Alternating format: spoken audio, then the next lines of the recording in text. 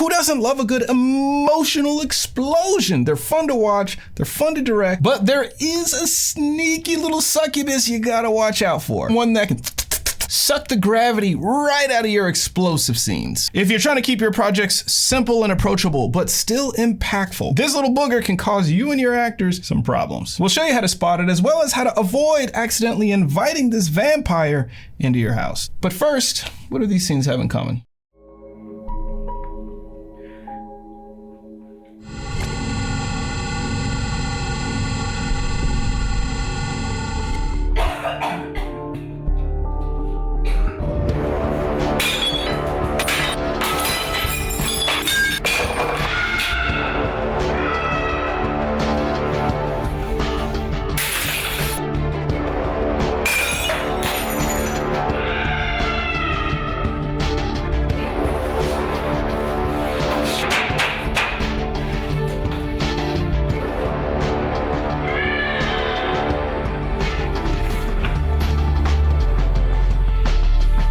Okay, well, things got a little unhinged, but did you notice anything odd in there?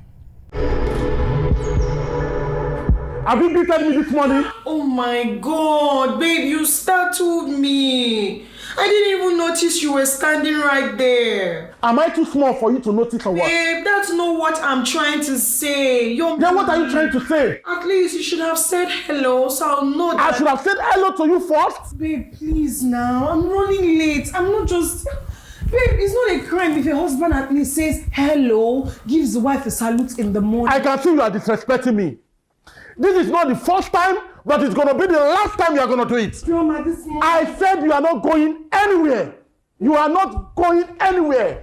Interesting. So we're only 2 minutes into this film, and it just happened again. Did you catch it? It's stressing me. I'm tired.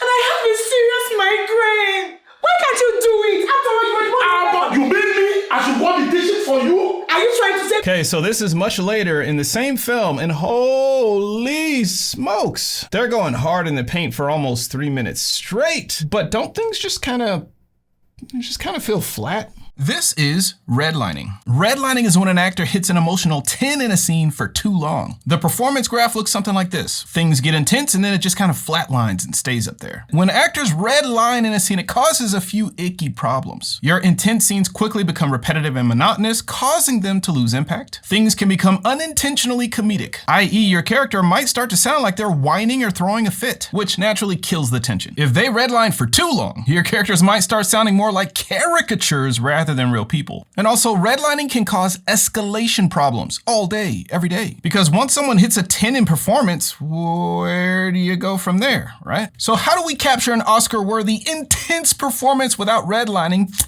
Sucking the energy right out of it. There is a way to do this, but first we need to understand the law of diminishing returns. It goes a little something like this. Each time you expose an audience to the same stimulus, the impact it produces has less and less of an effect on the audience. If you do the same thing repeatedly, you're going to get diminishing returns each time you do it. In the earlier example, the guy was yelling so much that his yelling loses impact. In this example, the smashing and the emotional outburst loses impact for the same reason. If you want to maintain the gravity of your intense scenes, we need to shape the performance so it's not a flat line. Here's how to do it step by step. Assess the stakes. First and foremost, is there enough conflict to warrant a character having an explosive reaction in the first place, okay? You may not need the actors to bring that much emotional intensity to get the point across. If you determine the answer is still yes, then move to step 2. Step 2, pick your peak. Where do you want the emotional peak in the scene? Is there a specific line or a moment? Be specific. Okay, you can have one peak, you can have more than one peak, but just remember, less is more. So go ahead and pick a peak where you want things to hit a 10. Next, you want to tent pole it, okay? Now that you know where the 10 is, you just use the rest of the scene to build up to and come down from that peak. The performance graph should look something like this, right? There's a clear build, a peak, and a drop off.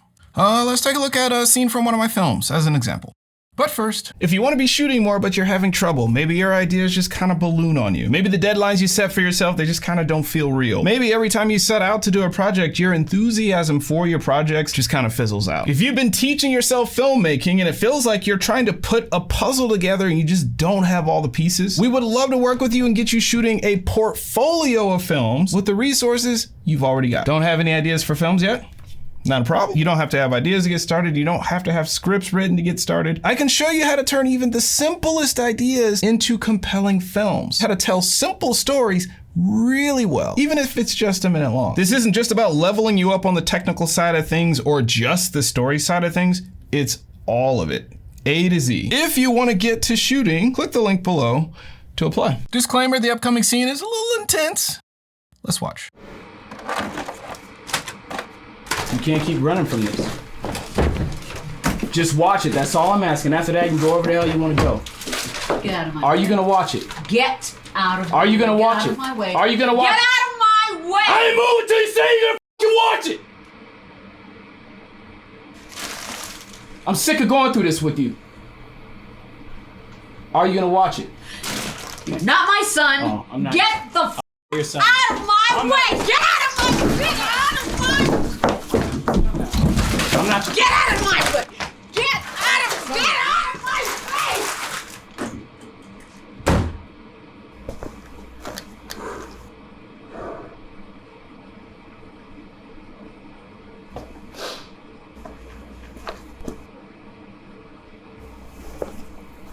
Now, don't let the actual fighting distract you. We're looking at the emotional undercurrent here, okay? Step by step. In the context of the story, the stakes are high enough to justify the behavior. The peak that I picked for Reggie is this line right here. We temp-pulled everything for Reggie around this line. This is what his performance graph looks like in terms of intensity, yelling and whatnot. We did the same thing for Darylyn. This is what her performance graph looks like. Reggie peaks once, she peaks twice. This is how we captured the gravity in the scene. Imagine if you'd watched this scene and they were both just yelling the entire time. Probably would have been a little flat, right? The contrast is what gives the performances gravity. But what if you've got a scene where the emotional intensity is already fairly high, like it starts off higher than the last example? How do you handle that? Well, let's see how they did it in Lockdown. Disclaimer, it is an intense scene. I'm sending the police over right now. They'll turn their sirens off. Do you need medical attention?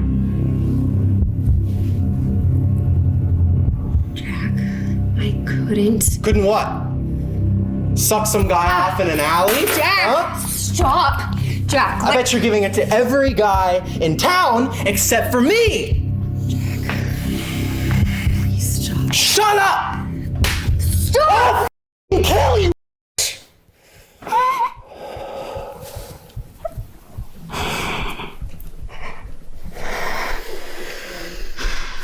You're not even worth it.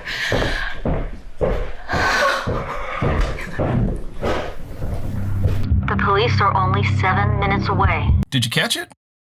They did the same thing. Jack's starting point may be a little higher, but we've still shaped the performance using everything we've discussed. There's another really good example of this in the short film, Vlog. We've got to build up to an explosive scene at the end, but no redlining. You should check it out. It's a very cool short, very well done. But there is another sneaky little succubus you gotta look out for. This one can suck the authenticity right out of your characters before you even roll cameras. I talk about it in this video here. You're gonna wanna keep this one away from your characters and out of your film because it's a waste of time, money, and energy. I'll see you over there.